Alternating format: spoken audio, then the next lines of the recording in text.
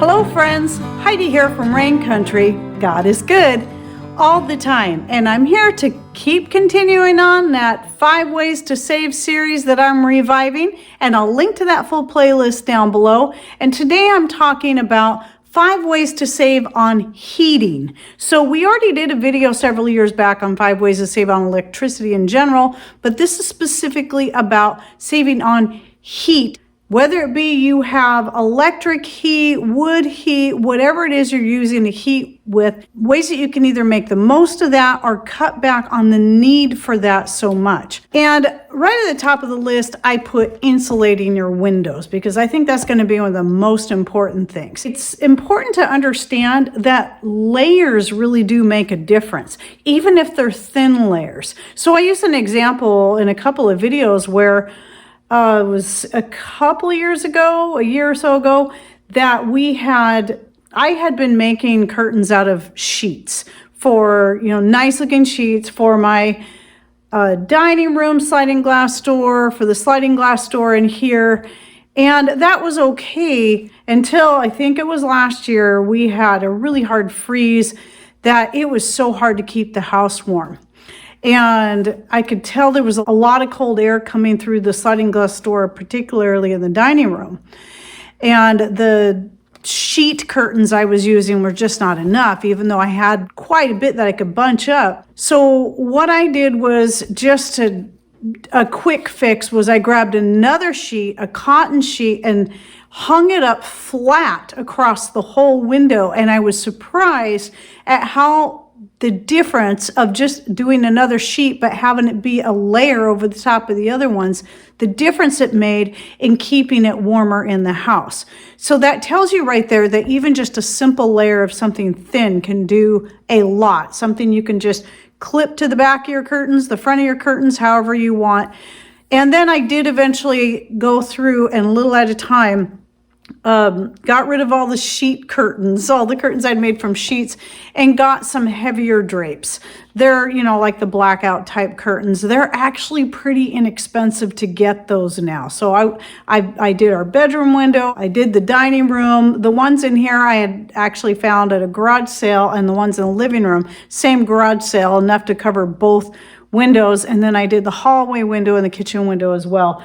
And huge difference. So making sure you're closing those up at night especially, or even during the day if it's super, super cold. Other ideas that are pretty simple is that if you get a lot of bubble wrap at all, you can simply just take a spray bottle of water and just spray down lightly the backside, the flat side of the bubble wrap, and then just stick it on your windows, and that will add an insulative layer. Just keep in mind that cracks and all that, you can get cold air that still comes through there, and the bubble wrap alone, unless you're covering that whole area, might not be enough. So you may even need to add something, because I've done that before, where I took towels, rags, and whatever, and just stuffed those areas in the tracks to keep the cold air from coming in, and that can help too. It's the same idea as you would, and I have a couple of these I've made where you make a long tubular thing that you put at the base of your door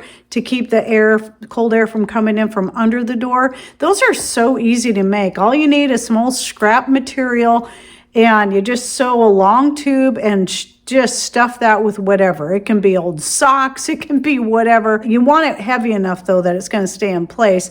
And then just put that at the base of your door. Just make sure it always gets back in place whenever the door is open and closed again. You can even grab some old blankets you have on hand if you can find a way to hang them up that's not going to put too much weight on your curtain rods or whatever. Some people actually go so far as to make, and this is an old way of doing things, make window quilts. So they sew together these lovely quilts that are made to fit specific windows and sliding glass doors in the house. And then when the weather gets cold, they'll hang those up. And those are pretty insulative because they usually have about 3 layers, because they have the quilt layer, they have the backing, and then they have the batting on the inside. And then another thing to consider when it gets really, really cold is try to minimize your house space. that you're spending most of your living time in, and then take the rest of the house and you use blankets, old curtains, old sheets, whatever it is you have, sleeping bags even, and hang them up in such a way that you can close off the rest of the house. This is actually an old-fashioned way of doing things as well. It used to be that a lot of your older homes had curtains that went across entryways or passageways from one room to another, and that was so that they could simply close those curtains either for privacy's sake or so that they could basically minimize the living area that they're trying to keep warm. And so like for us, if we were going to do that, like this side of the house here, we do not use that much. We hardly ever keep this heated. And we actually have a pocket door. We have 2 sets of pocket doors that we can totally close this house off, this part of the house off from the rest of the house. And we do that when it gets super, super cold. And our wood stove is in the other room. And we don't want to spend the money trying to keep this heated. And then with the wood stove thing in mind, I want to throw this in there, is that it's really easy for those of us who already have wood stoves in place and we've been using them for years to say, oh, go get yourself a wood stove. It's going to save you a lot of money. Well, not necessarily, and not everybody can get a wood stove. And so I think we got to be careful when we're talking about that. I would say if you have a way of getting a wood stove and putting one in place, yes, because it is a great thing to have on hand. You know, whenever the power goes out, we do this anyway. We cook on our wood stove, make our coffee on our wood stove. I always have a pot of water on the wood stove. So I don't even have to rely on the hot water heater. I can just take that, and that's usually what I use to wash dishes with. And then I fill it back up, put it back on the wood stove. And it's also how we dry our laundry, and I even dehydrate next to the wood stove. As long as I have fires going, that's where I do a lot of my dehydrating. But again, not everybody can do that. Not everybody has either the means to go out and the money to go out and buy a wood stove, because they're not cheap, or a place to install one, or maybe they live in an area that won't even allow you to have one. Now, what I will do is link you to a video I did, I think last year, on wood stoves. Should you get a wood stove? Is it right for you? And if you do, what kind should you get? I'll link to that video down below. You might be interested in that. But if that's something you can't do, then there are other things you can start looking into that don't have to break the bank. At least having some kind of backup form to heat with, that if you don't have power, or that can help take the strain off the electricity bill. And then as you do look into your various forms of alternative heat sources, try to look into ways too that it can double as a cook source or for drying things as well, because that's going to make the most out of whatever that is. So maybe it's a portable oil heater, kerosene heater, whatever. There's all different kinds out there. You just got to find what's going to fit your need and your pocketbook and is going to be safe for wherever you're going to put it. And I'm sure that there's a lot of my followers out there that could put in a lot of great ideas down below. So I suggest you read through the comments. And usually in the comment section, you can find a lot more great information, because people are going to have ideas I won't even think of. Because we've always had a wood stove of some kind ever since we've been married. And so that's what we use. That's what we're used to. We do have a couple other sources, like we have a kerosene heater, but we've never used it. We do have one on hand. I think we picked up secondhand just to have it, just in case. But yeah, so anyway, that's where our experience is the wood stove. And then right along with that, I was going to save this one for last, but when you're looking at alternate light sources. So maybe you're considering not just saving money on your electricity, but being prepared for power outages, and you're looking at alternative light sources. I know I've been talking a lot about LED lights. Those are great. And I love my LED lights. They're a safe way to add lighting in an off-grid situation or a grid down situation where you don't have any kind of open flame.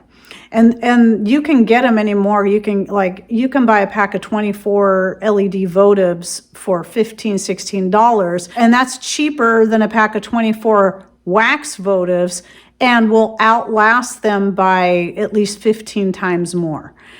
But some other things to consider, like I love my hurricane lanterns. So I get they're kind of more expensive, but I have these German ones. I have several of these hung around the house on plant hooks. And the one thing about your old-fashioned type forms of lighting, whether it be hurricane lantern, oil lanterns like this one here I found at a garage sale, anything that does have an open flame, is those can also add more heat as you're using them to light the house. Maybe not a significant amount, but if you're trying to really downsize your space and you're working in a smaller area, it might be surprising the amount of how much they can help to add more heat to the area you're trying to keep warm. And candles all day long. Garage sales, somebody is always selling candles, most of the time never even lit. In fact, I have a box this big full of nothing but tea lights that I got at a garage sale. So I have them on hand. And you might be surprised at how something as simple as just a few candles can help add heat to a room. And I haven't been giving numbers to these, but I think I've listed off 4 so far. So the 5th one, which was initially going to be the 4th one, would be pretty obvious, and that is just simply working on bundling up more. And you gotta, again, just like with anything else, find what works best for you. I tend to love my flannel shirts. I wear them all the time. Now, if you're a woman like me who likes to wear skirts full time, you might wonder, well, how do you stay warm? Well, I did cover this in another video, but I'll talk about it real quick here. Is for me, I always have an underlayers of some kind. So I found that the most comfortable way for me was to buy just some standard old sweatpants, and then I cut the top off and refabricate it to make it more comfortable for wearing under my skirts. And then my skirts themselves, especially in the wintertime, in fact, the one I'm wearing right now has a lot of flannel on it. It's a patchwork. The patchwork skirts are heavier. This is a work skirt, so it's not as pretty as it used to be. But I have a lot of flannel. About half the fabric in this is flannel. The other half is just a nice heavy cotton. And since it's patchwork, it's already a heavier skirt anyway. And I wear this one a lot in the wintertime. And it keeps between the 2 layers of the skirt and the sweatpants that I wear as my underlayer. Then also when it gets really cold, I also have some leg warmers. So being a dancer all my life, I've always got leg warmers anyway, but I also have some that I've crocheted myself, and even have a video. If you're a crocheter, I have a video out on how to make your own leg warmers for you, for children, how you can, change the sizes up. Warm socks, and if I need another extra layer because a flannel shirt like this isn't enough, then I'll put on a big heavy hooded sweatshirt over that if I really need to stay warm. And then I make slippers, so if my feet are too cold, even in my wool socks, I'll put on those slippers. So there's a lot of things you can do to really bundle yourself up, and layers really matter. And the nice thing about layers is you can add or take away your layers as you need them, rather than putting on one outfit that's just super, super warm and then you get too hot. And then you got to go completely change. I love layers. And again, as I said earlier, layers are helpful because they add more insulation when you're working in layers. And also it's important that you generally stick with looser fitting things. A lot of people think, tight things are going to help keep you warmer. Not necessarily. So having that airspace between your layers and between your skin, even in your clothes, is actually more helpful at keeping you warmer or even cooler in the summertime than wearing a lot of really tight clothes, tight pants, tight shirts, whatever. So, and I've learned this through experience. I find, for example, that I can stay cooler now in the summertime wearing long skirts, even with that layer underneath, because everything is very loose fitting. I can stay cooler than I used to be able to when I used to wear shorts all the time in the summertime. And especially when you're out in the sun, because when you're out in the sun's hitting your skin directly, that's going to make you more hot than if you have a thin layer that's loose, that's protecting your skin from the direct heat of the sun, but also allowing airflow in there. So it goes both ways, cold or hot.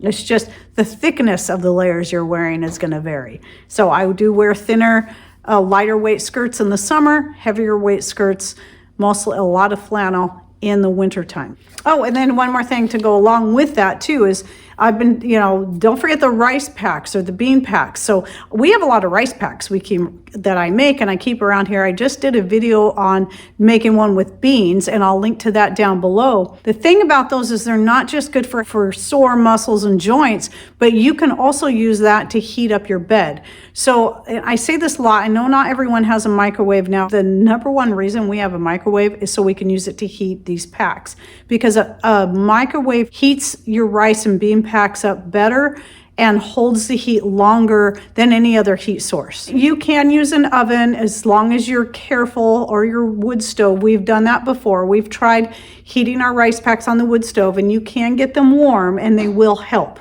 If you're wanting them to hold heat for a long period of time, then a microwave is better. But for at least heating up your bed, you can use your range, or you can use on a low heat, because obviously you don't want to burn it, and it would be something you'd have to flip over and squish the rice and beans around a lot so that nothing burns in there. And then you can run those around in your bed, or just put it in your bed and you have something warm to put your feet on at night. Or even if you're not in bed but you're trying to be warm, a nice warm rice pack or something like that can do a lot to warm you up if you're really cold.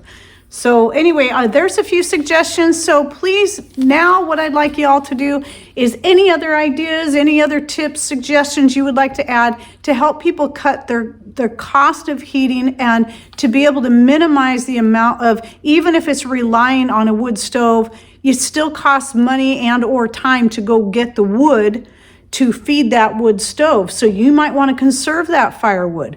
So anything that we can do to conserve that, please throw those ideas down below so that we can all learn from you as well. All right, well, I hope you enjoyed this video. And don't forget to check out the full playlist I'll be putting down below.